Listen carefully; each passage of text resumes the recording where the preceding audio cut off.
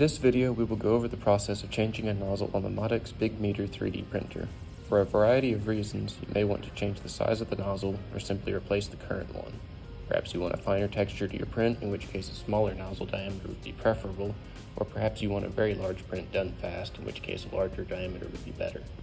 Or maybe you've damaged the nozzle while printing or it's been worn out. For any of these reasons, you may want to replace it. So before changing it, you want to ensure that you will have the proper equipment. You will need a pair of pliers, a 7mm socket and ratchet, or the 7mm spanner provided with the supplies. Heat-resistant gloves also come in handy, and of course, you will need your replacement nozzle. To start, select the active temperature of the print head you're replacing the nozzle on, and set the nozzle temperature to the upper end of the temperature range for the plastic that's already in the extruder.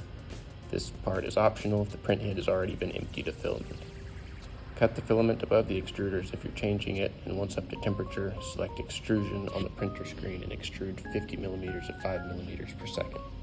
Continue extruding at very small increments once the plastic disappears into the extruder and the flow has been slowed to a crawl out of it.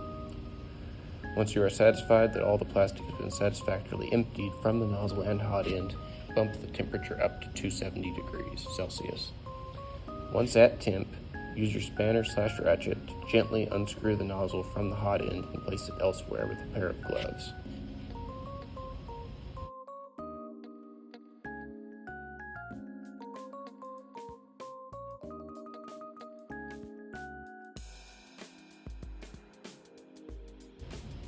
Once this is done, while wearing gloves, now screw the new nozzle into place in the hot end. Once it starts to tighten, immediately switch to your spanner/ratchet to tighten it into place. Do not over tighten it, as this can damage the heat break above the hot end. Just gently tighten it until it stops.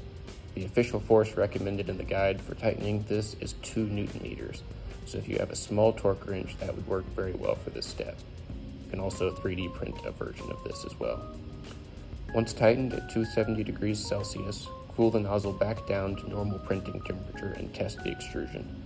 If the reinserted filament is extruded with no leaks anywhere around the nozzle and doesn't seem to be clogged, the nozzle change was a success.